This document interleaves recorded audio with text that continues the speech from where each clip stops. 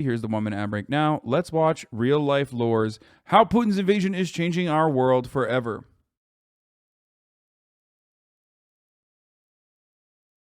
Good one, Malone Brown. Brown dick in your mouth. Sounds better, though. Okay. Video is made possible by CuriosityStream and Nebula. Watch another brand new full-length companion video to this one in my ongoing Modern Conflict series that explains the entire course of Russia's prior Fighting against any invading power almost always increases the far-right nationalist response because the war started in 2014. The Ukrainian far-right had nearly a decade to organize. In other places, there would have been an equally large leftist battalion. Yeah, except the leftist battalions were considered pro-Russia. And in some instances, the leftists were pro-Russia, like the trade unionists that fucking burned alive, 46 of them. It's just, that's the problem, okay? Ukraine's history of nation building. Ukraine's nation building project has oftentimes had some, tricky allegiances, okay, that maybe were made permanent rather than like a one-off. There were a lot of anti-imperialist, anti-colonialist nations that wanted to get away from the colonial struggle by maybe not taking an immediate anti-Nazi Germany stance, okay? Some of them, however, took it a little bit further. Ukraine is one of those countries that did take it a little bit further. Ukraine also, without being prompted by anyone else, straight up decided one of the main collaborators, Stefan Bandera, or the main figurehead of the Ukrainian fascist movement, the Ukrainian Nationalist Coalition, was declared a hero. So if you only know about Ukrainian history from like 2014 onwards and act like Ukraine wasn't a fucking country with genuine interests, or has no history with Russia, has no history of nationalism taking up root, or think that Ukraine never had 1.6 million more Jews living inside of its borders that I guess magically disappeared somehow, or even Ukraine's war with Poland and the Polish people, you will be shocked and confused and think that people are making a much bigger deal about this than they should be. And by the way, of course, Russia is propagandizing that. Of course they are. That's not even something that is, I think, hidden. They, of course, are thinking that this is a justifiable reason to invade Ukraine. It's not. But it is definitely, certainly a cause for concern.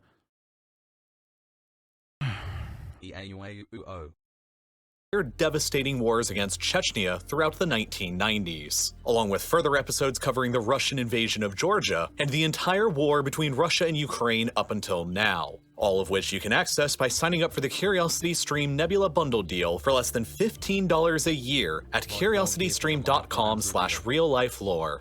In the early morning hours of the 24th of February 2022, after many months of military buildup along the borders, something that was previously unthinkable to nearly everyone actually happened. Within Ukraine, the morning everywhere erupted with the sound of cruise missiles and artillery barrages. Bro, Real Life Lore is really fucking good. They were one of probably like the only fucking like Western outlets or Western YouTube content creators, or just Westerns in general, who didn't immediately just say Russia wants to do USSR.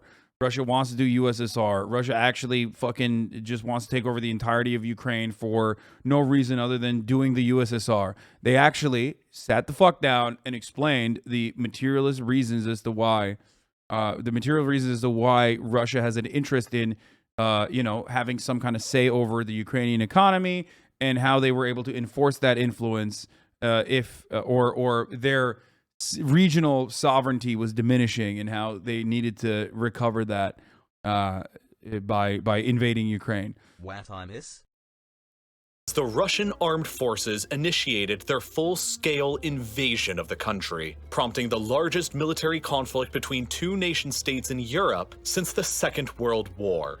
Clashes followed a campaign of aerial bombardment. How can I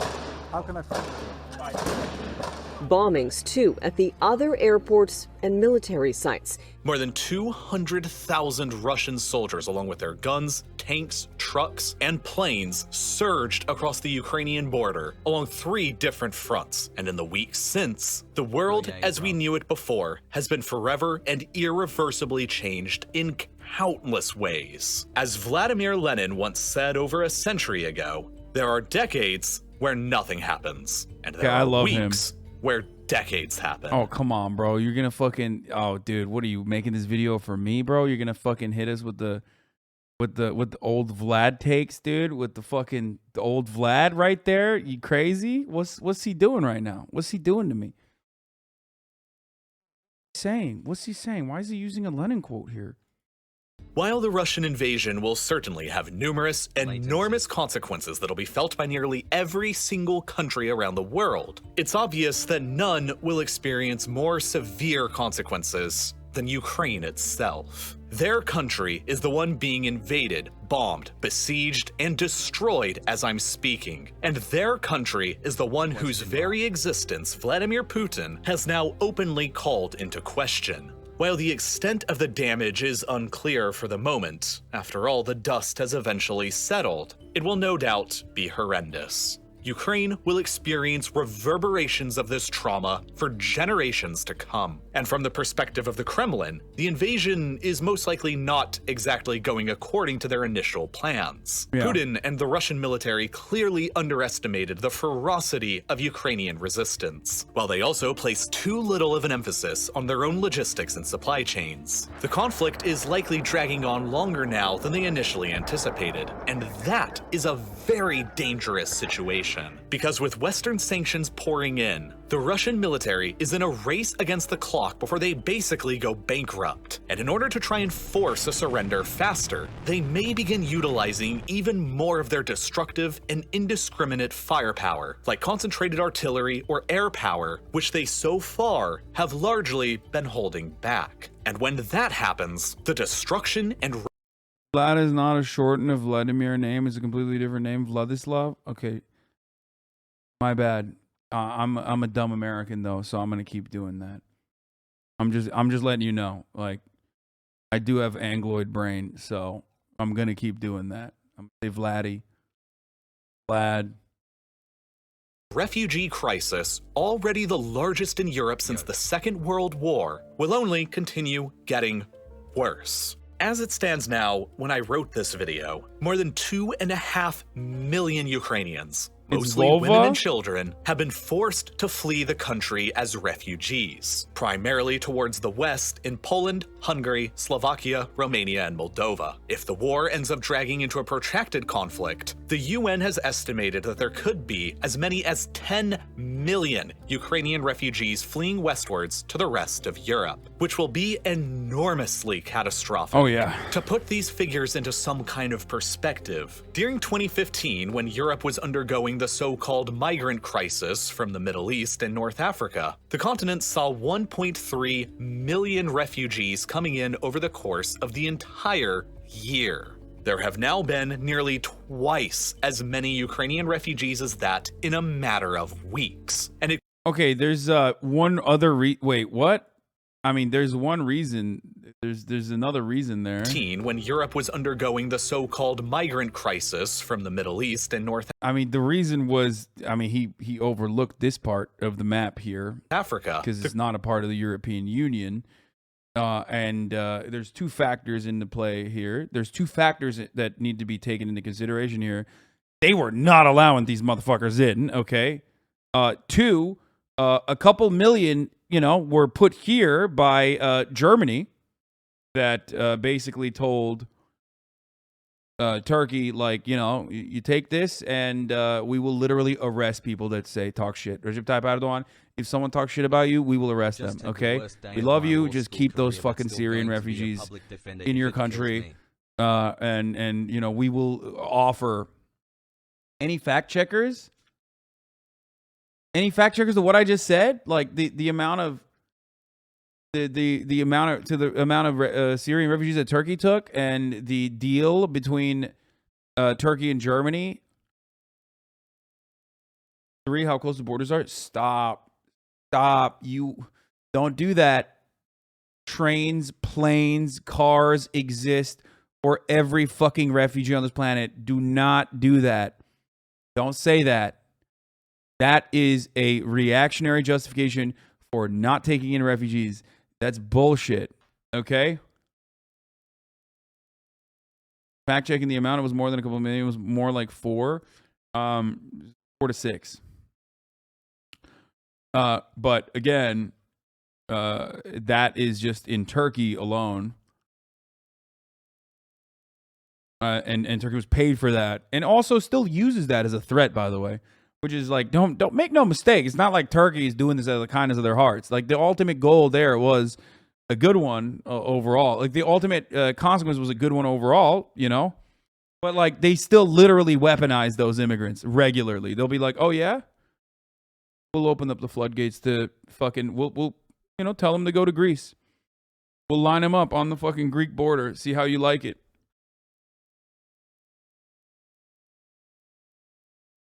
Yeah, you should tell them about how right-wingers like Lawrence Southern were going to the Mediterranean Sea to stop refugees. Border distance my ass. Yeah, literally, dude. Fact check on the existence of trains, planes, cars, sir. Yeah. You know, that's why you have Canadian Nazis fucking traveling to Italy and like aligning with Italian Nazis to stop people from fucking, making this distance even, okay? Not a big distance here, huh? No, don't think so. Does this seem like a big distance for you guys? What do you think? Like, look at what I'm pointing to on the map. Is that a big distance? No.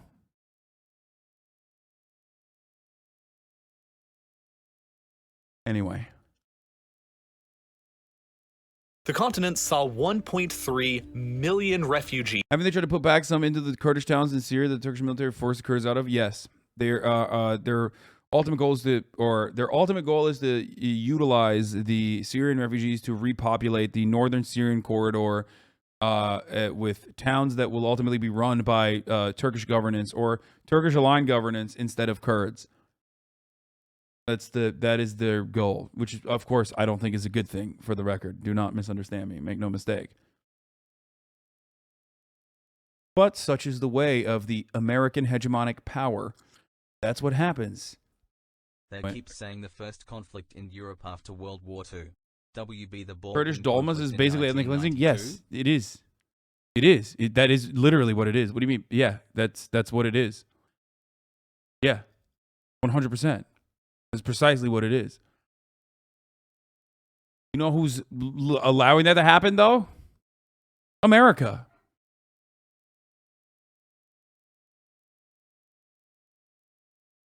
Anyway, let's keep going. Coming in over the course of the entire year. There have now been nearly twice as many Ukrainian refugees as that in a matter of weeks. And it could be nearly 10 times as many. And at the same time as the refugees have been leaving, equipment, supplies, weapons, and thousands of foreign volunteers have been pouring in from dozens of countries across the world in order to. You're right about criticizing the double standard in EU towards Middle Eastern versus Ukrainian refugees now, but on the other hand, you don't criticize the circumstances that caused these refugee crises in the first place. Completely different. Material conditions, my ass. Russia exerting hegemony on Ukraine is about as justifiable as the U.S. exerting hegemony on the Middle East. Wait. Do you think I think it's okay that Russia invade? Wait. What? Do you think I think it's okay that Russia invaded Ukraine? What the fuck?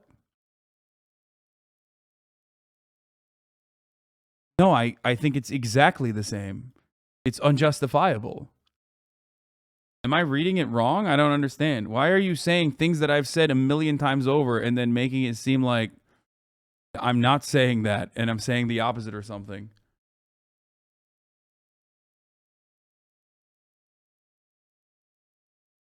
Four months of brain rot. Let's go. Just it? Okay, got it. To help Ukraine's fight for survival. It's also worth remembering that we're only a few weeks into this conflict so far, and wars are often fought and won over the course of months or even years. It is still far too early to tell how this is all going to go. But should Putin's Russia manage to emerge victorious, it has the potential to completely upend the entire order of Europe. With the flurry of sanctions, travel bans, airspace restrictions, mass arrests within Russia. Certain Redditors have been spreading that you're pro-imperialism despite you literally saying the opposite. That's crazy, though, because, like, if you come in here and you hear me speak, you have to, at the very least, like, does he only cover international news? Does he ever cover domestic? I cover domestic news all the time. But also, It. once again, if you're coming in here and you're like, dude, I 100% believe this guy loves Putin, like, you gotta fucking realize, like, no, that is unjustifiable.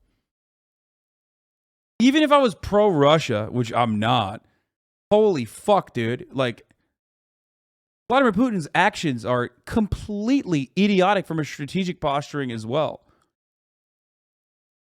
Like, even if you're fucking pro-Russia, you have to be anti-Putin at this point, okay? If you were pro, like, Russia's territorial integrity and sovereignty or whatever the fuck, which I don't give a shit, okay? I'm not. It's still fucking idiotic. Is there a Crimea take? Yeah, I know. I know that's the reason why they say it, but, you know, notice how in 2014 this didn't happen?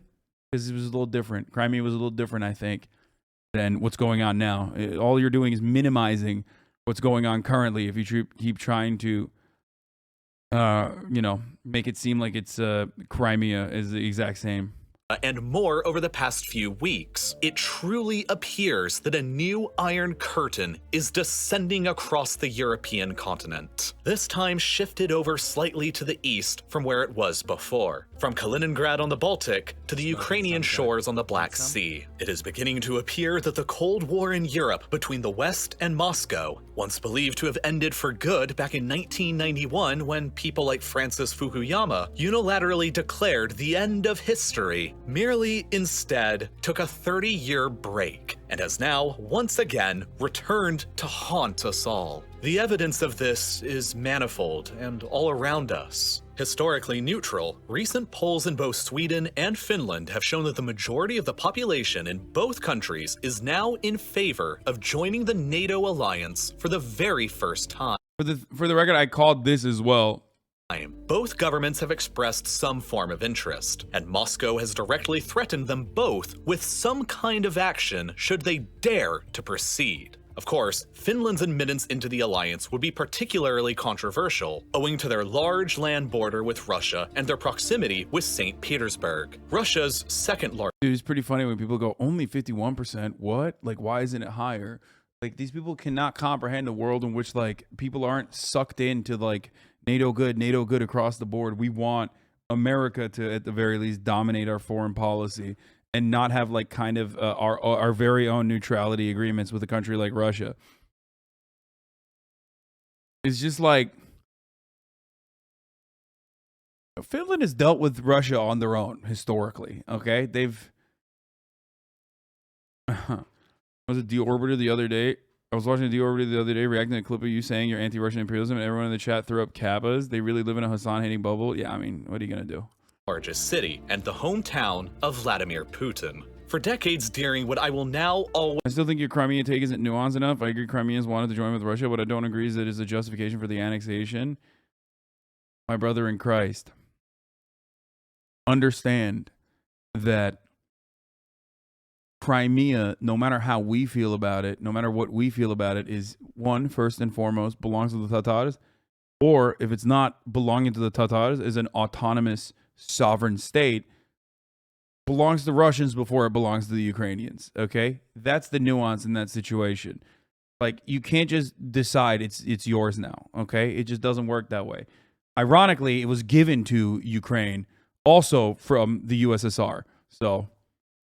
and has literally been a matter of conflict and a matter of an incredibly complex security agreement since then, considering Sevastopol's geopolitical, and Sevastopol being a military asset for Russia in perpetuity, literally has been a fucking Russia's entry point into the Black Sea.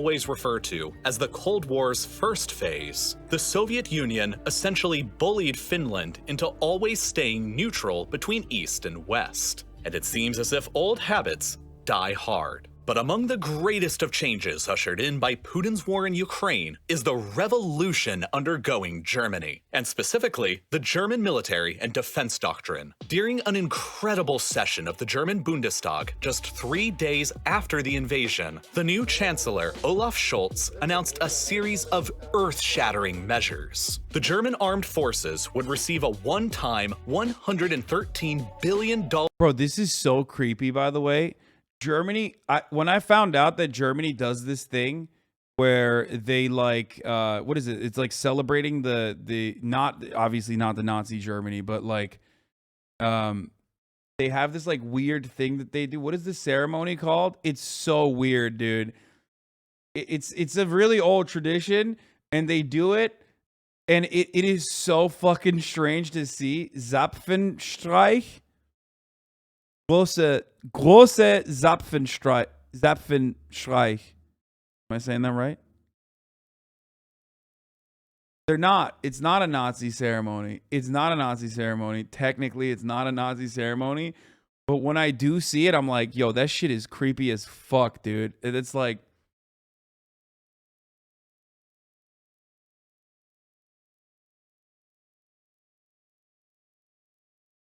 especially considering like the AfD, for example, will not say that they're Nazis, but will simply state that they are.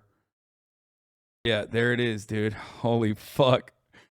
The Grand Tattoo beating retreat is a military ceremony performed in Germany and Austria. It's similar to the military tattoo ceremony performed in English-speaking countries, and is the most important ceremonial act executed by the German Federal Armed Forces, the Bundeswehr, and the Austrian Federal Armed Forces, the Bundesheer. The Zapfenstreich is performed only during national celebrations and solemn public commemorations to honor distinguished persons present at such special events. Examples of the farewell ceremony for German federal president, or at the conclusion of large military exercises. It takes place in the evening hours. It consists of a military formation. It is it's older. It predates. Oh, this is yep, this is it. This is what I've seen this. This was, yeah. Angela Merkel's military send-off.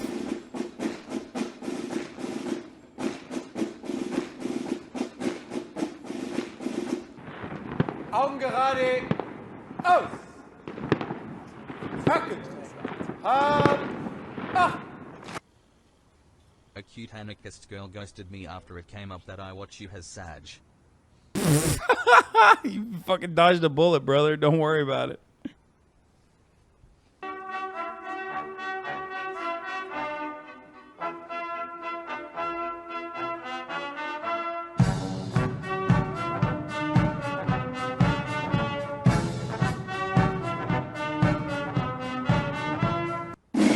I don't know if it's the fucking gray uniforms that look kind of black at night, or if it's the helmets, or I don't know what it is. It's just like, or you know,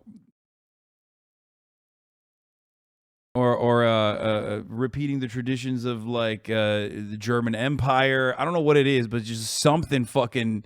It just triggers like a flight or flight response in my mind. Okay. Could be the torches. Fire part is like kind of weird too. But it's also Germany, and like they are the marching. But it's Germans, you know what I mean? It's like, so it looks like when they put Nazis in a movie without saying Nazis. Yeah, there is some vibes there that just, you know.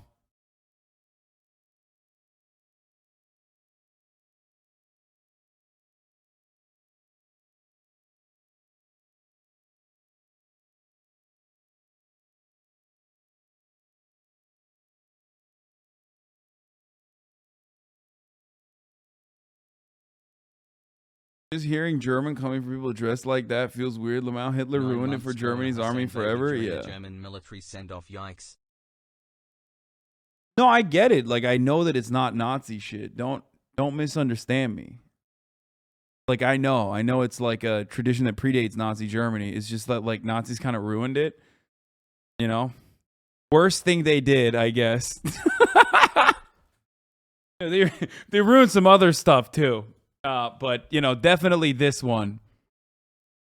Okay, where it's just like it's a vibe check basically. Let's go.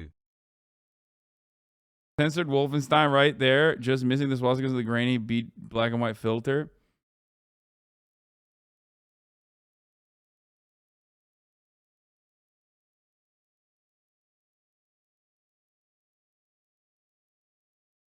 Let's cover up our genocidal punishment.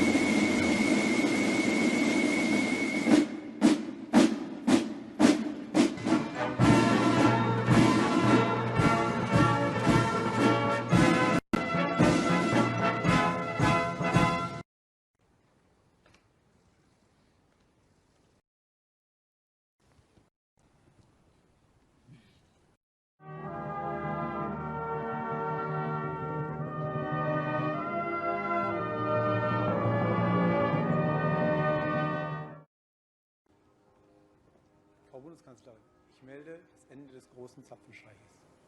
Dude, as a German, I'm so fucking tired of the Nazi comparisons on Twitter. I mean, I know that these guys aren't like.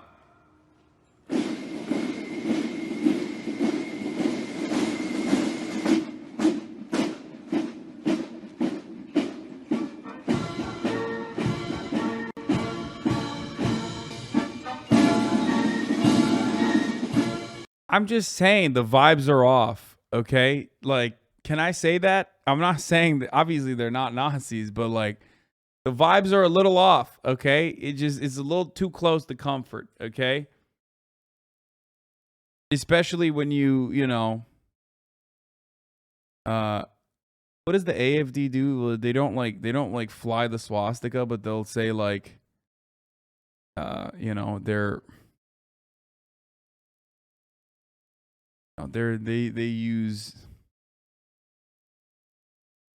they use other symbolism that predates like Nazi Germany by, you know, flying like the Imperial German flag. Anyway, I think that's what it is. It's just like the Finnish Air Force still uses the swastika? No, they do not actually. 2018, I believe, is when they 2018 is when they decided not to use it anymore. German here as well. They could have definitely done a better color palette without the tiki torches, in my opinion. Yeah, that's what I mean. It's just like vibes are a little off, is all I'm saying. But yeah, Finland stopped using the swastika in their Air Force in 2018, I believe, if I'm not mistaken. So actually, Chatter, they stopped using the swastika in 2018. So you're wrong.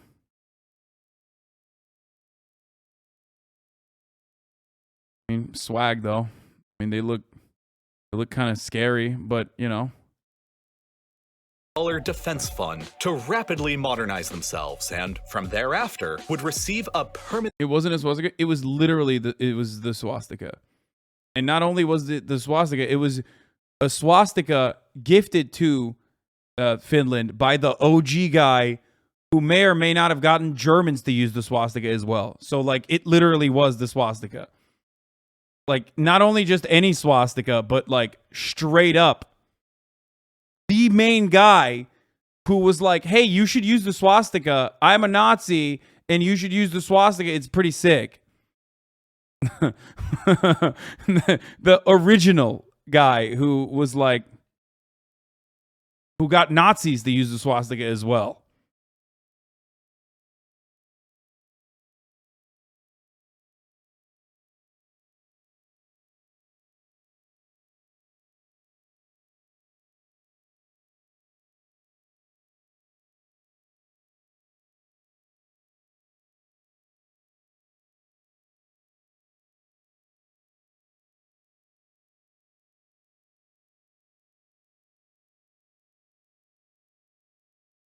Anyway.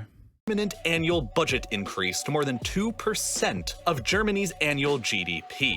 This means that their yearly budget will be increased to around $78 billion, causing Germany's military to suddenly become the third best funded in the world. Only Yes, the guy who gifted it was a Nazi later, but there was nothing Nazi in the Finnish use of it. What the fuck? I mean, listen, Finland went back and forth a little bit as well. Okay, there was times when there was a Nazi use of it. Let's not get into that, though. I love Finland. Okay, please stop. Okay, they did. They were a bit of a fake friend. Okay, that's all I'm gonna say.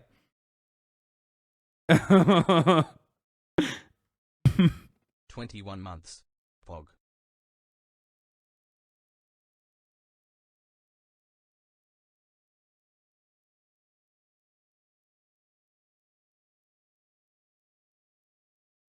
Unpoggers.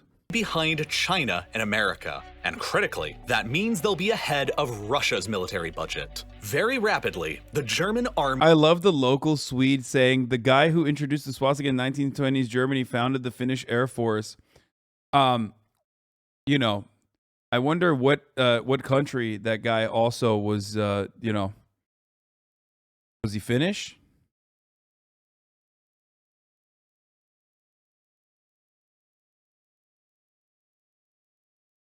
Your local Swede. I know a relative of him. He was Swedish, obviously. Exactly. Oh, dude. Yeah, anyway, let's continue. Listen. Europe, complex, you know, complex continent, okay? A lot of infighting, a lot of inbreeding, a lot of fucking, you know, going back and forth, a lot of fake friends, okay? Let's not get into it. Let's just continue with the video that we were watching. I hate having this conversation over and over again, okay? But we have talked about this before. People get very mad when I bring it up. once again, for the first time in nearly a century, take over the reins of being the most formidable on the European continent. And the geopolitical revolution goes even further beyond that. Germany has also agreed to send lethal aid to Ukraine, and most unexpectedly of all, they've even agreed to indefinitely suspend the Nord Stream 2 pipeline project that would have brought in even more enormous quantities of natural gas directly from the vast sources of Siberia and Russia. The cost to build this controversial pipeline was more than $11 billion, and so of course, such a move will be difficult for the German economy to bear. But such is their resolve in showing solidarity with Ukraine. This is all quite Finland never used it as a Nazi swastika, and the use of the Finnish swastika stopped after 22 for obvious reasons. I don't know where you get this 2018 from. It's just the Finnish Air Force, like I said. I don't know if it was actually in 2018, but I'm pretty sure they stopped it like around then. When did they stop it? Yeah, Finland's Air Force quietly drops the swastika symbol. Oh, fuck, it wasn't 2018. Sorry, it was 2017, I guess. But like officially completely removed it maybe in 2020?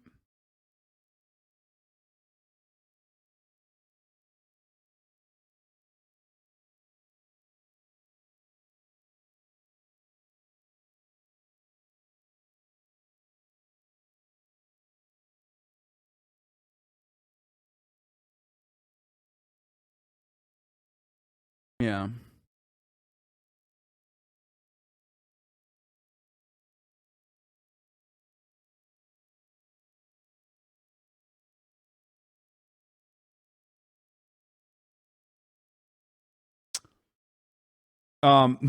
It's pretty funny because like there's literally Finnish conscripts in the chat who are confirming what I'm saying, but there's Americans in the chat who are like, "You're fucking wrong, dude." Like there's like I saw 3 different people who have like been a conscript in Finland be like, "Yeah, our it was really, you know, they had that. Like that's the thing that was in the Air Force." Why? What is up with Americans, dude? What's going on? You guys all right? What the fuck?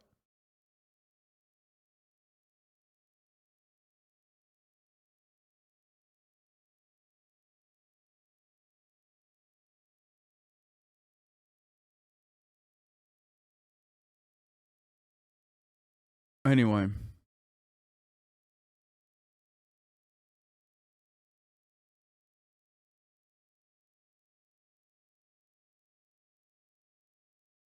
No, I have no health care. I mean, it's fine, yeah. It took them a while to phase out all the old aircraft that had the logo still, but they stopped using it on new planes in 2017. Yeah, I was wrong. I was off by 1 year. Sorry.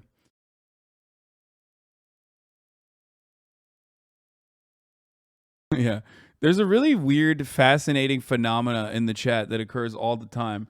And it's not exclusive to the chat, but it is something I see in the chat all the time, which is if I've never heard of it personally and Streamer Man is telling me about it, then it must be fake.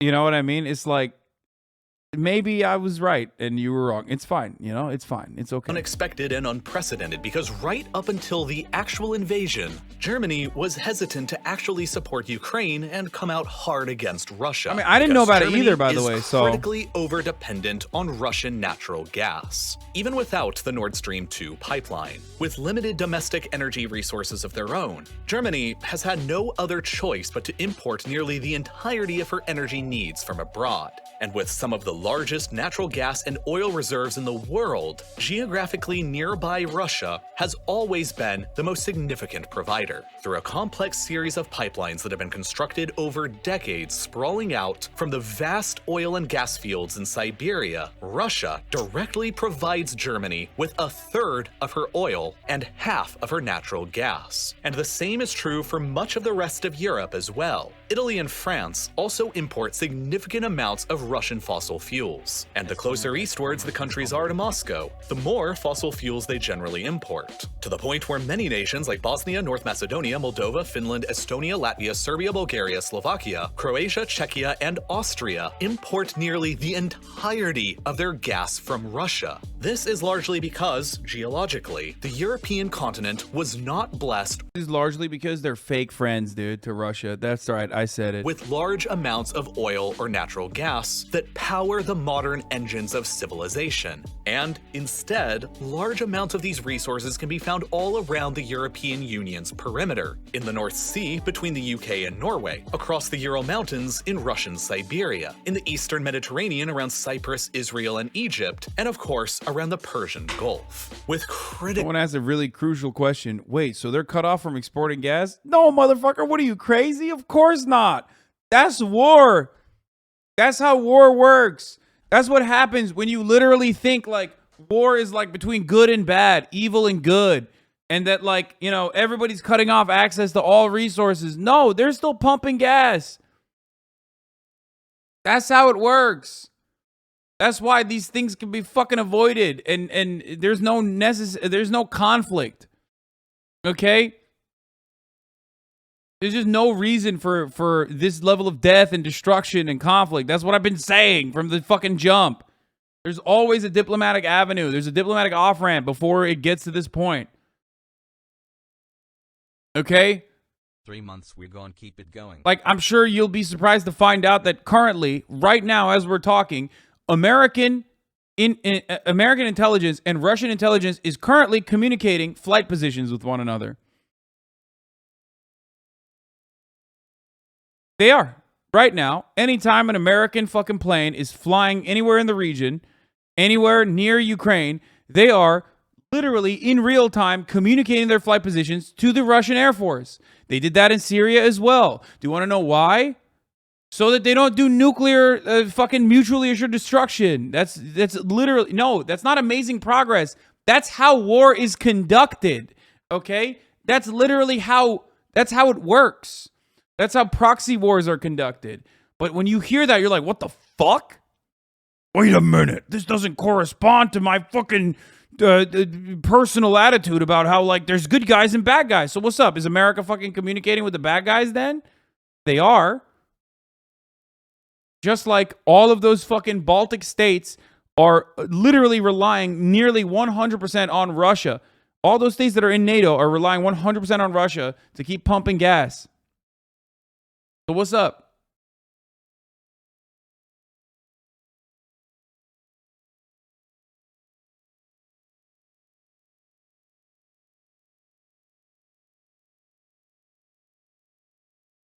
Not how this works. And I don't know how to like marvelify this conversation. Other than just like, this is just how war is conducted.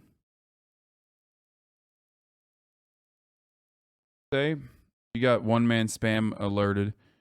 Most Balkan states are entirely dependent on Russian oil. I can confirm. Sorry, I don't know why. I mean, wrote it too many times and you got fucking clapped by fossil. Critically few oil and gas resources themselves. The European Union is therefore critically addicted to the imports of Russian oil and gas flowing in from their... Not Lithuania.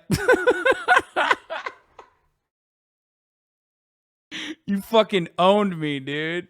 Shit, my bad. I guess I forgot about Lithuania. pipelines, and it severely limits their abilities to actually confront... This is like when the Moldova when Moldova Mama Liga comes in, chiming in with his takes.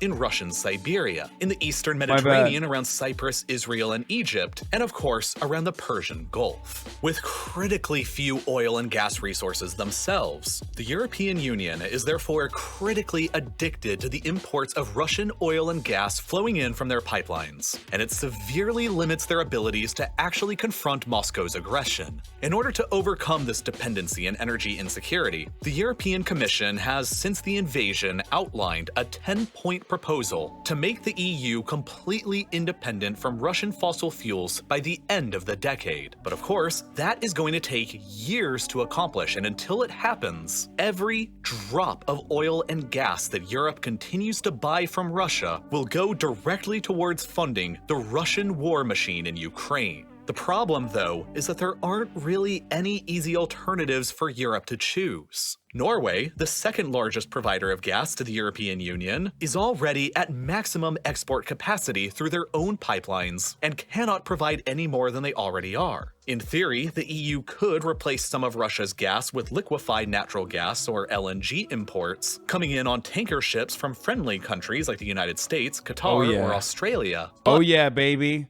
Oh yeah, baby. That's right. Who stands to gain the most, dude?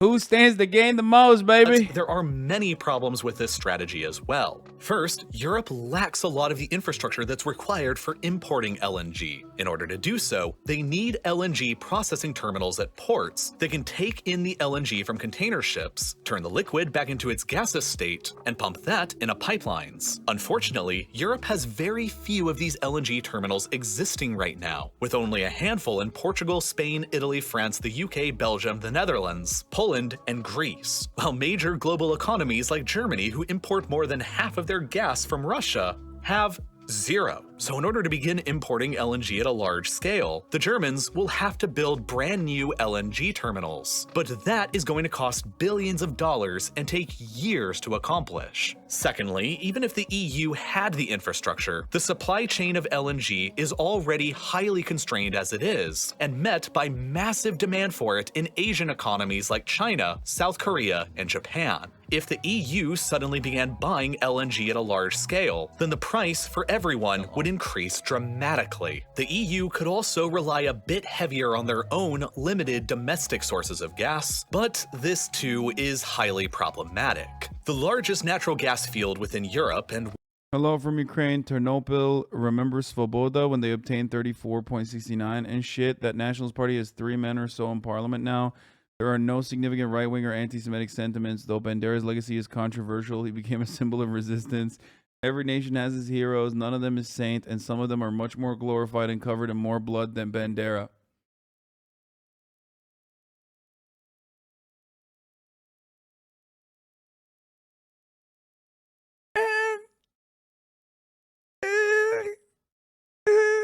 I don't know. I mean, maybe like, you know, Robert E. Lee and shit, you know, you're right. But even then, I don't. I mean, he's right. If he was like, oh, America, like, you have a lot to say about Bandera coming from an Amerifat, you're right. I mean, our founding fathers, you're right. Winston Churchill. You know what I mean? But the difference is, like, I don't run defense for them. So that's the difference.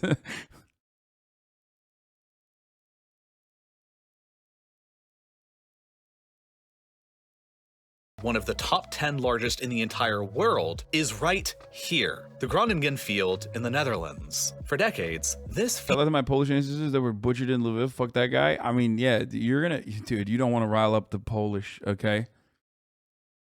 field Don't provided get it gas that started. powered much of the Netherlands and the rest of the continent, and in 2013, provided as much gas was extracted from it that flows through Nord Stream 1 towards Germany today. But the field's days are numbered. The extraction of gas from here caused wide-scale subsidence. That is, the sinking of ground beneath it. This phenomenon was further accompanied by significant earthquakes in the region of the northern Netherlands that damaged many houses and caused significant local unrest. Therefore, it was decided by the Dutch government nearly a decade ago to steadily phase the gas field out between 2014 and 2022, when production was supposed to halt entirely. But now, faced with the threat of Russia's invasion of But you're like the visuals do, which is worse? Dude, yeah, I know. I fucking shit on him regularly. What the fuck are you talking about? Do you know who's, like, did something happen to people where, like, they just forgot what my position is on this stuff in America? Like, how many fucking videos have I cut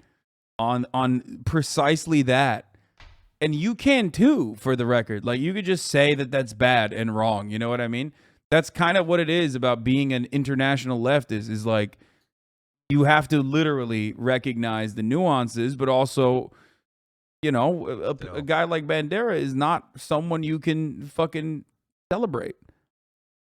And when your countrymen celebrate it, you're like, those are not your allies. You know what I mean? They're not.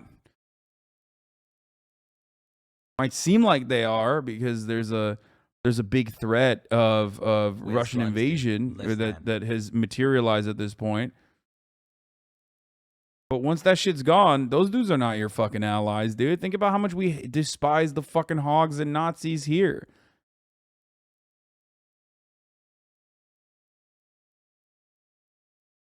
Ukraine and the dire need to get the continent off of Russia's gas supply, the Netherlands has decided to continue extraction in the field until as late as 2028, with unknown seismic consequences around Groningen and the northern Netherlands for the future. And there are precious few other alternatives for the European Union to make.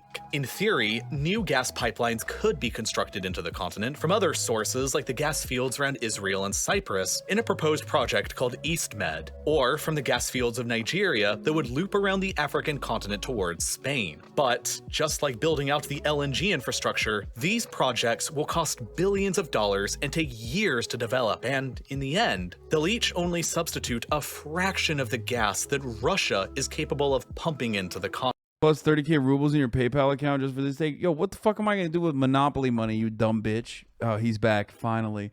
Dude, we were missing Moldovan Mama Liga in the chat. Finally, he's here. I've literally made fun of you so many times today.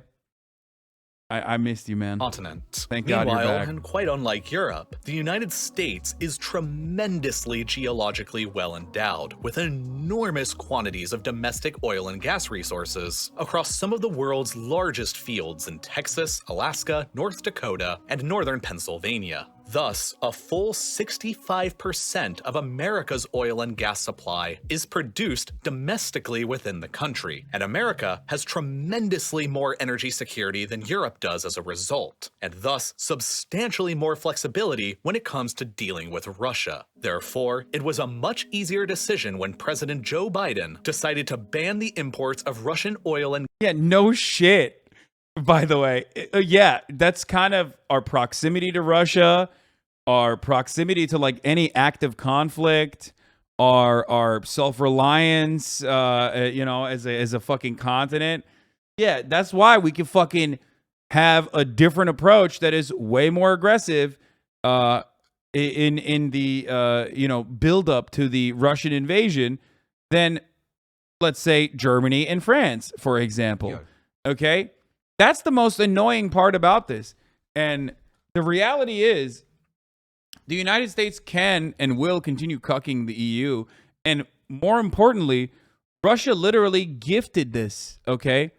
Russia straight up gifted this. Vladimir Putin basically just fucking put his dick in a box and sent it gift wrapped to the American state, okay? Like the worst thing, even if you don't give a fuck about Ukrainian lives, it was the worst fucking thing strategically for him to do, okay? And obviously, first and foremost, I give a fuck about the Ukrainian lives before we talk about like Russia's strategy. So it's a failure on all fronts, like all fucking fronts. 11-month spiral. So much so that it feels like a you know, a gift, an absolute fucking gift to America's most aggressive fucking Atlanticist lobbyists, the American defense industry, the American oil and gas giants. Like, can you imagine going from normalizing relations with Germany, okay, and like building a second fucking pipeline where you were going to increase Germany and Europe's reliance on Russian gas, okay, and building out a potential allegiance, an alliance to just straight up saying, fuck all of that. We are the enemy of the fucking entire world now. And America, the psychotic mad dog that is at the other side of this, okay, at the other side of this conflict, is now completely justified.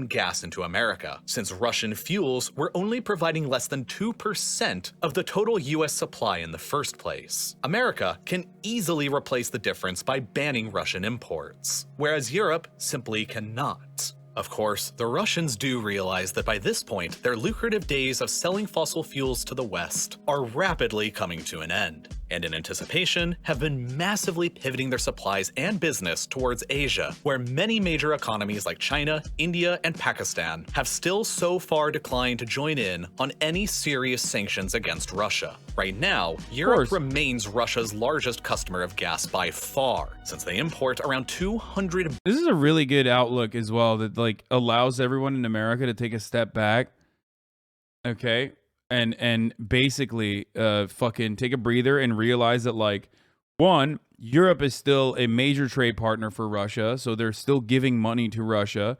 nonstop in exchange for gas, oil, commodities, okay?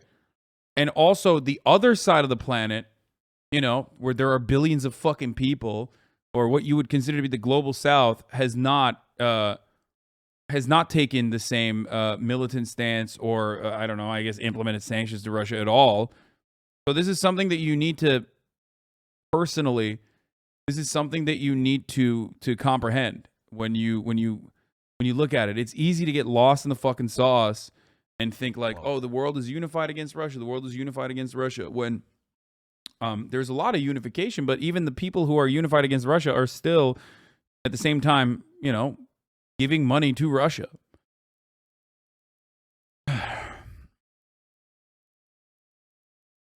EU strikes gas deal with the U.S. as it seeks to cut its reliance on Russia. I mean, yeah, I already mentioned this. They're fucking making out like bandits, dude. They're making out like bandits harder than I do at the top of the hour when I tell you there's a 60-second ad break coming, and you no longer need to see those ads as long as you subscribe for $5 or for free with the Twitch Prime. You know what I mean? Like taking money from Jeffrey Jebediah Bezos and give it to me. You use your Twitch Prime here by connecting your Amazon Prime account to your Twitch account. Get one free Prime subscription a month. Kind of like that. Or when you get gifted a sub if you're lucky. Okay? Just saying. Thank you, Awesome Meal, for the 5 community gifted subs. Here's the 1 minute ad break now, by the way. Okay, let's continue.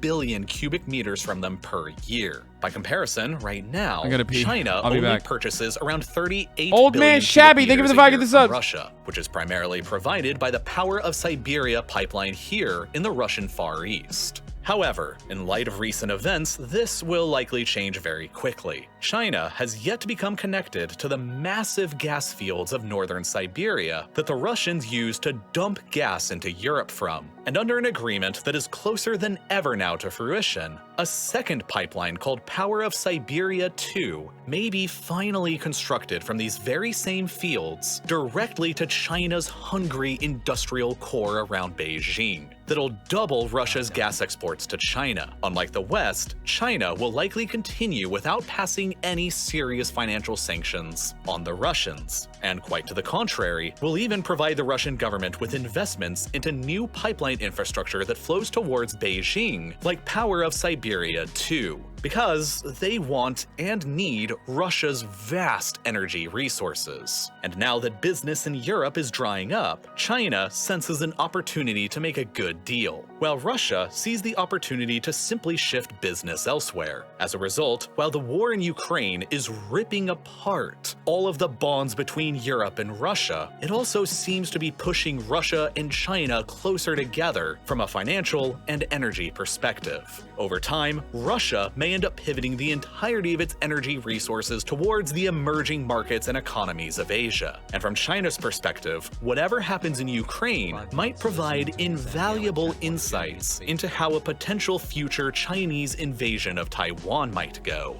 At the same time as all of this has been happening, another fascinating way that the world is changing before our eyes over this war can be seen in the air. Since the beginning of the war's outbreak, Ukrainian airspace has obviously been completely sealed off from the rest of the world, and international flights have all been avoiding it. But then, just a few days following the invasion and as part of their overall sanctions package, the European Union blocked all Russian airlines from flying over their airspace, followed up by similar declarations from Norway, Iceland, the UK, Canada, and the United States. In retaliation to these blockages, Russia also decided to ban the airlines of 36 countries from using their airspace, including all EU, British, Canadian, American, and Japanese airlines. As a result, Western airlines have largely stopped flying to Russia, while Russian airlines have largely stopped flying to the West. So while a physical Iron Curtain has yet to actually descend back across Europe on the ground, the Iron Curtain of the air is already very much a new reality again.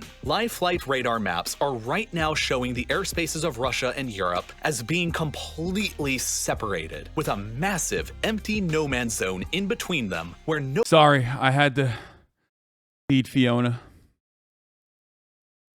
Before I forget. Nobody is flying over at all, covering the entirety of Ukraine, Belarus, Moldova, and Western Russia, all the locations nearby to the war. Respecting the dangerous boundaries of war and the political airspace blockades, Russian airlines are sticking to their own flight corridors, while European airlines are sticking to theirs as well, across the new Iron Curtain of the sky. As the largest country in the world, Russia's geographic position on the map now represents a colossal barrier to the free flow of Western airlines around the world. In 2020, Putin was nominated for a Nobel Peace Prize. That shit done fall off after they gave it to Obabe. Dude, anyone can be nominated, dude. What do you mean? It's about winning, okay? And let me tell you something. It doesn't matter because, you know, Obabe won it, so it did fall off. And Aung San Suu Kyi as well, who literally is fucking now responsible for the ongoing a genocide of Muslims, Rohingya Muslims. So a lot of people that have won Nobel Peace Prizes are just kind of pieces of shit, really. Henry Kissinger, it doesn't, not great. World, and especially represents a huge geographic challenge to fly around for Western flights between Europe and East Asia. For example, just a few weeks ago prior to the war, Air France was operating a route between Paris Charles de Gaulle and Tokyo Narita that took them through a substantial amount of Russian airspace. And now, after the ban on using Russian airspace, they've had to start flying this new route to the south that adds 2 hours and 30 minutes more onto the total flight time. And there are dozens and dozens of examples just like this that have been forced to change over the past few weeks. Here's the old flight route on Lufthansa from Frankfurt to Beijing, and the new one. Here's the old route on Finnair from Helsinki to Bangkok. And the new one. And probably the worst of all, this route pre-war, the Japan Airlines operated between Tokyo and London. They used to travel west across Russian Siberia, and now instead is traveling east over Alaska, the Arctic Circle, and Greenland before finally arriving in London, which adds an extra 3 hours of total flight time to the journey. This geopolitical impact on the aviation industry over the past few weeks is not new, and it's pretty much an exact mirror of the old phase of the Cold War, back when the Soviet Union denied their entire vast airspace to Western airlines. Aung San Suu Kyi was literally just couped a year ago. She turned a blind eye to Rohingya in order to appease the military, but they overthrew her anyway. Yeah, I mean, that's what I mean. She had no power, but leading up to that, she also kind of totally acted like it wasn't a real thing that was going on. I already ran the ad break chatter. I thought you were, damn, I thought you had like a, I thought you had like an actual take and not an ad break. Just as Russia is doing now. During those times in the older Cold War, airplanes were far less fuel efficient than they are today, and so flights traveling between Japan and Western Europe over the Arctic Circle had to stop somewhere to refuel, and that primary refueling stop became Anchorage, Alaska. I already made an entire video covering the geostrategic importance of Anchorage's location. And Go, baby. That video has Alaska on top, dude. Once again. never been more relevant than it is now. When the Cold War abruptly took a pause in the early 1990s, and Russian airspace was finally opened up to Didn't you deny the Rohingya thing happening like a few weeks ago? Genuine question. Yawn. Come on, Fakatas. Just because you're a known fucking troll in the chat doesn't mean you can, like, you know, do the exact same kind of fucking annoying trolly shit that, like, the Just Curious Andes do, okay? Yeah, you're gonna get fucking clapped for a week now. Good job. to the west, Anchorage's importance as a layover and refueling hub for flights between Europe and East Asia nearly evaporated. But suddenly now, after more than 3 decades, in the past few weeks with the resumption of Russia's airspace closure to the west, Anchorage might just be making a huge comeback. And the geostrategic location of Anchorage Let's go, in baby. Alaska is now even more important than ever, as many more Two fucking, you know, two superpowers back on top. Anchorage, Alaska, and fucking Venezuela, dude. Let's go. That's what I'm talking about, dude. Hey, you know, silver lining, boys. more international flights will likely begin making their long-awaited comeback, flying above America's last frontier. But, The interestingly, Maduro Anchorage axis. many airlines operating the same services have been made to fly extremely different routes because of all the different bans. Since many Asian airlines can still fly across Russia, they can now do what European, Western, and Japanese airlines cannot. While the Lufthansa flight from Frankfurt to Beijing now has to add hours of time flying to the south in order to avoid Russia, Air China doesn't have to, and they're still flying straight through Russia. In a similar vein, the Air France flight between Paris and Seoul must now fly the much longer Flex. and costlier route to the south, while Flex. Korean Air can still just fly straight through Russia. Thus, Western airlines are facing a serious economic disadvantage on all of these routes between Europe and East Asia when compared to their Asian counterparts, who are immune to the Russian airspace ban. And who knows how that's going to play out over time. At the same time, Russian airlines themselves are being affected as well by their own newly made geographic barriers. The primary Russian carrier Aeroflot has canceled all flights to Europe until further notice. And with the airspaces of basically all of Europe and North America now blocked off to them, Russian flights elsewhere have been seriously complicated. This Aeroflot flight from Moscow to Cancun, Mexico, for example, has had to change to a completely new route that carefully avoids European, Icelandic, Dude, I love Wendover RealLifeLore's like obsession with planes. I mean, this video took a very weird turn. Like, we went from, like, you know, all the political players, you know, natural resources, to just like a 20-minute video on how, you know, these routes are so drastically different. Okay, it's crazy. Greenlandic, Canadian, He's like, I had to fit 8 minutes of plane routes in here in this video. It had to and be US done. airspace in order to reach its destination. But significantly more challenging from Moscow's geographic perspective is this: the Russian exclave of Kaliningrad, wedged in between Poland and Lithuania. Completely surrounded by EU states and EU airspace, the airspace around Kaliningrad is now completely blocked off to Russian airlines. Oh no. Before the ban, Russian flights between the exclave and the Russian mainland would simply fly in nearly straight lines between their destinations. But now, they have to all concentrate around St. Petersburg and thread a very narrow needle of open airspace that's allowed to them through the Baltic Sea in order to reach Kaliningrad. And none of this is to even mention the unprecedented and enormous sanctions that Western countries are pouring onto Russia, which will have devastating financial impacts on every Russian citizen for years or even decades to come. Further, I haven't even mentioned the dozens upon dozens of Western companies that have announced their pullouts from the Russian market. Like, most symbolically of all, McDonald's, who was among one of the very first Western companies allowed to open a store in Moscow back in 1990, when it was still a part of the Soviet Union. It's over, bro. He's like, once Mickey D's and Domino's Pizza pulls out, or Pizza Hut, sorry, pulls out, Russia is closer to restoring the glory of the USSR, okay, more than ever, okay?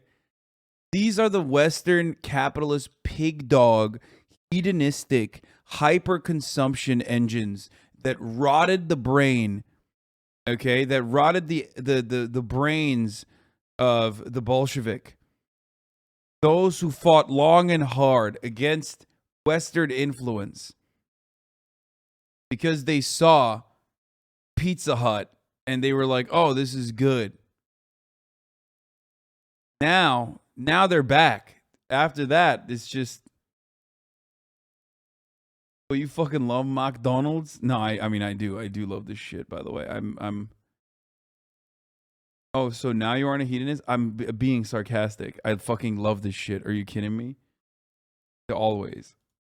In the 30 years since then, McDonald's and Russia have built and developed an incredibly close relationship, with around 850 locations across the country that provide around 10% of McDonald's entire worldwide revenue. But then, in a matter of days, I've literally multiple times talked about how commodity consumption is an incredibly important method of control that neoliberal capitalist democracies have actually gotten right.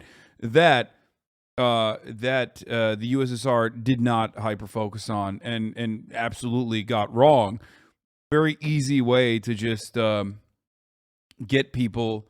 It's a very easy way to sedate the masses, and it's a good way to sedate the masses. If that sedation has to occur with governance that comes along with governance, like, you literally have to do that. China does a decent job at it, straight up. They have a very unique approach. It's like half that and then half authoritarian methods of control.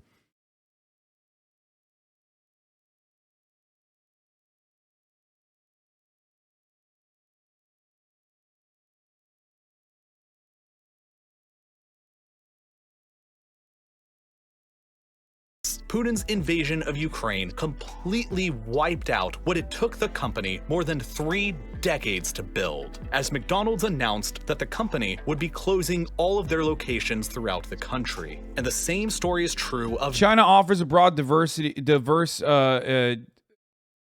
range of commodities to its consumers, its citizens, that the USSR was unable to offer. Which was a mistake. They were also effectively shut off, I mean, from the rest of the world too. Like, I mean, coffee has personally led to fucking riots, you know what I mean? One more month and I've officially spent. That should have been the first inclination that, like, people want their fucking treats. You have to give them, you have to give them fucking bread and circuses. Like, you have to.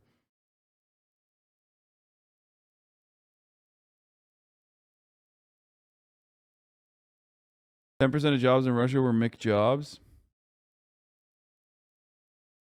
dozens of other companies, from IKEA to Adidas to Netflix to Visa to Sony and so many others. The list is seriously enormous. And in response to all of these pullouts, the Russian government has threatened to nationalize the assets of all of them still remaining in Russia, essentially turning the page back to the command economy style of the Soviet Union. Of especially critical importance, however, are the maritime shipping companies Maersk and MSC, who've joined in pulling their shipping and logistics services from the ports of Russia. And this will only exacerbate perhaps one of the most major ways that this war is changing the world: the supply of food. You see, during normal times, Ukraine is the world's 5th largest exporter of wheat. And during 2020, they exported more than 18 million tons of it to countries across the world, but most importantly, to hungry countries across the Middle East and North Africa. 60% of Lebanon's wheat supply just prior to the war was being shipped in from Ukraine. And since their most major grain silos were all blown up back in 2020 during the Beirut port explosion,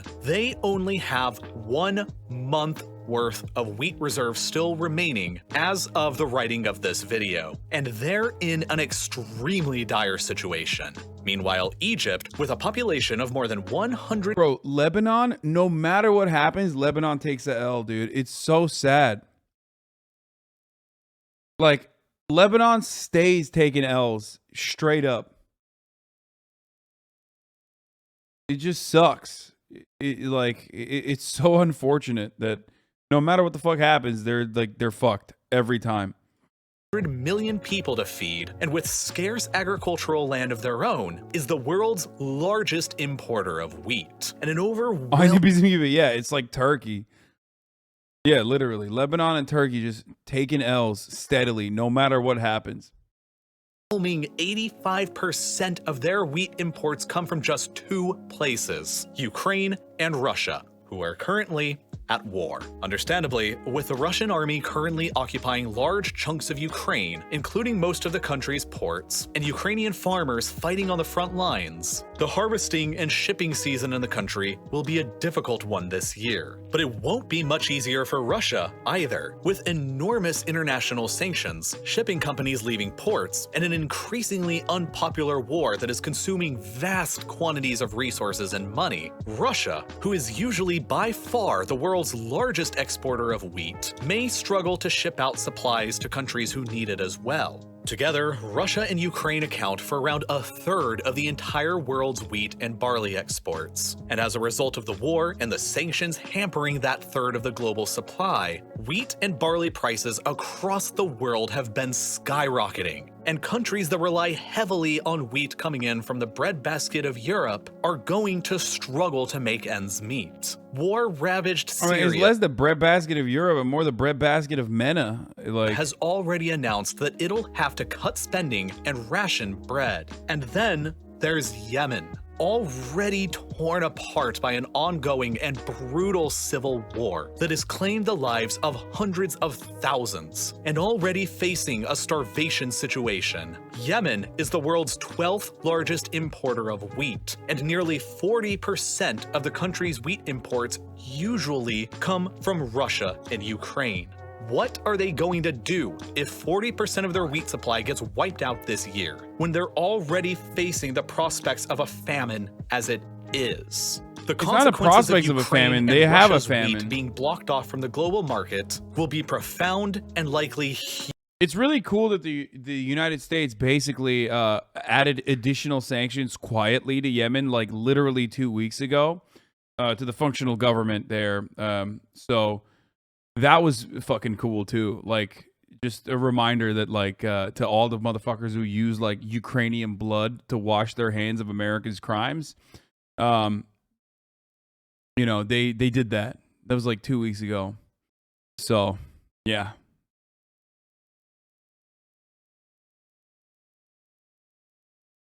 Hugely unexpected. The last time that global wheat prices surged this high was more than a decade ago, back in 2010. And the steeply increased prices on such a vital commodity for much of the Middle East and North Africa led to public— No sarcasm. You're an American, right? Yes, I am. Houthi militia is not the government. It literally is the functional government, dude. That is what it is. It's just the unfortunate reality. If you want to, it is just, that is what it is. Okay. 2 It months, is. let's go. It 100% is. I don't know what you're saying right now.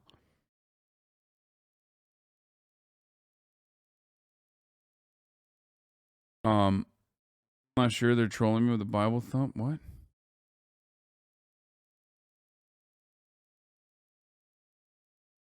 Unrest that potentially partially contributed to the Arab Spring Revolution surged this high was more than a decade ago back in 2010, and the steeply increased prices on such a vital commodity for much of the Middle East and North Africa led to public unrest that potentially partially contributed to the Arab Spring revolutions at the end of that year that saw titanic political shifts across Tunisia, Libya, Egypt, Yemen, and Syria. There's really just no telling how vastly the crisis in Ukraine today could affect things like this going forward in the near future. But something that is clear now is that wars in the 21st century almost always have vast global consequences. Putin's invasion of Ukraine has changed Russia, Ukraine, and the world forever in more ways than I could ever convey in a 30-minute video on YouTube.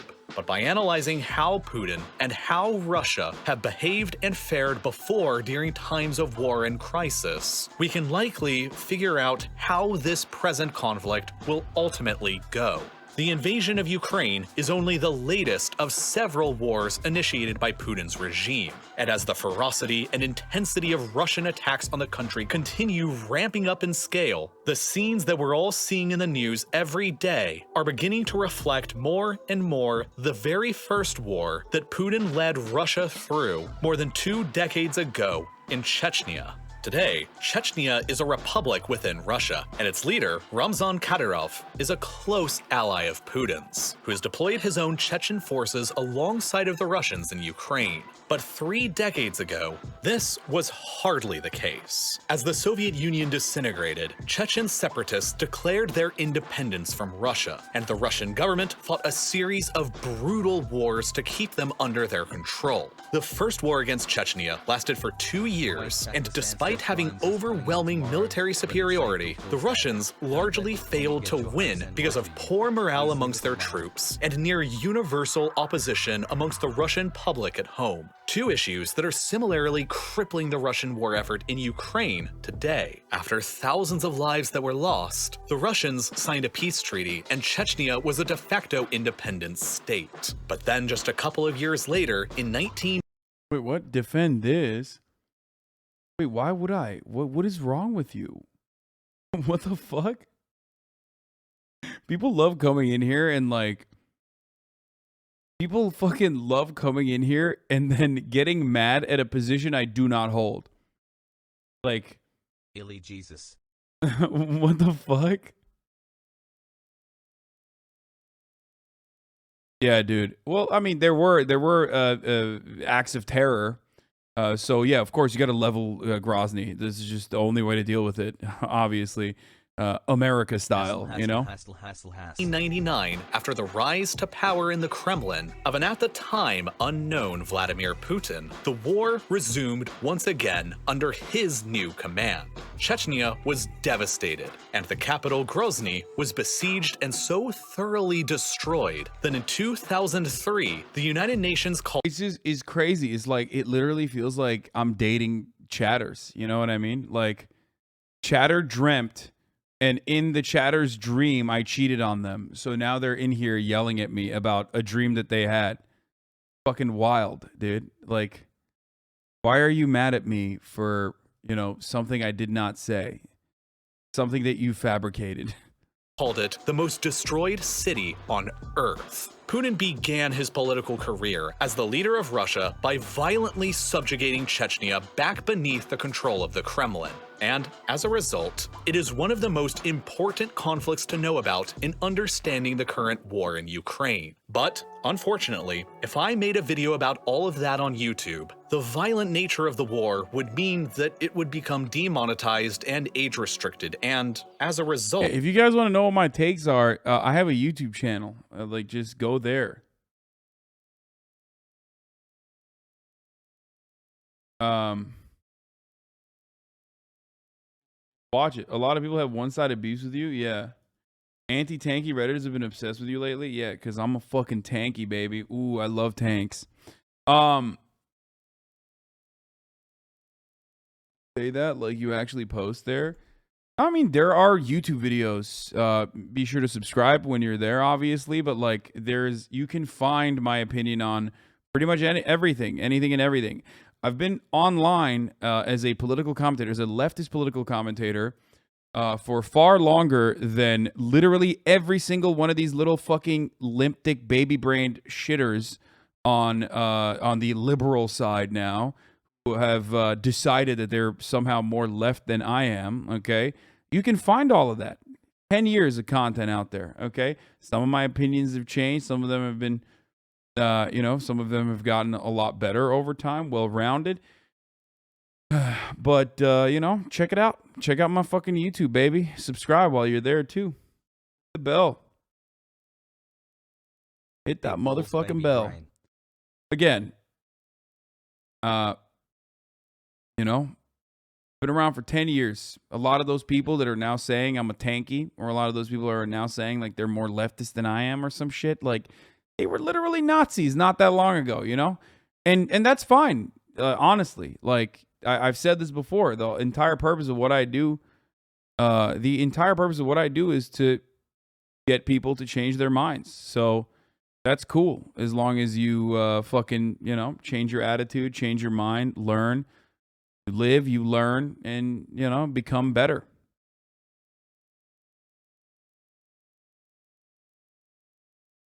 What is your take on garlic sauce on top of a shawarma sandwich? Goated. If you could be any animal, which one would you be?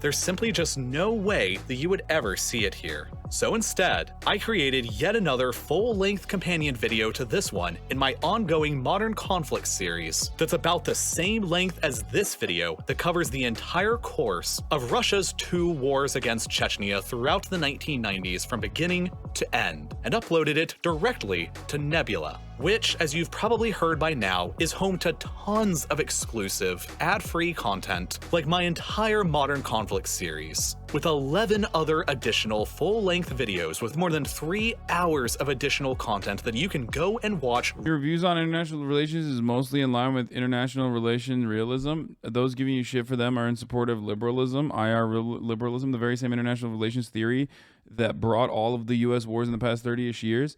I'm not a realist. It's materialist, but I do understand, and yes, I do see other nations as like independent nations who have their own perspective. The problem with like the liberal approach to international relations is that you can do that to Libya. You can flex dicks on Libya. You can flex dicks on fucking Afghanistan. You can flex cocks on Iraq. You can roll over all these countries just like Russia rolled over Chechnya, right? The difference is you can't do that to Russia. And that is where we are arriving at this fucking conflict of a lot of people not recognizing that like Russia has a military, Russia has nuclear arsenal, Russia has, their own interests. Russia is also providing energy to all these other countries. The only reason why Americans have, I guess, never really fucking, have never really like, considered what we've done in like Libya and all these other fucking places. The only reason why they have not ever talked about this sort of shit is because they didn't have to. It doesn't matter. We're dominant. We're the dominant force, so it doesn't matter.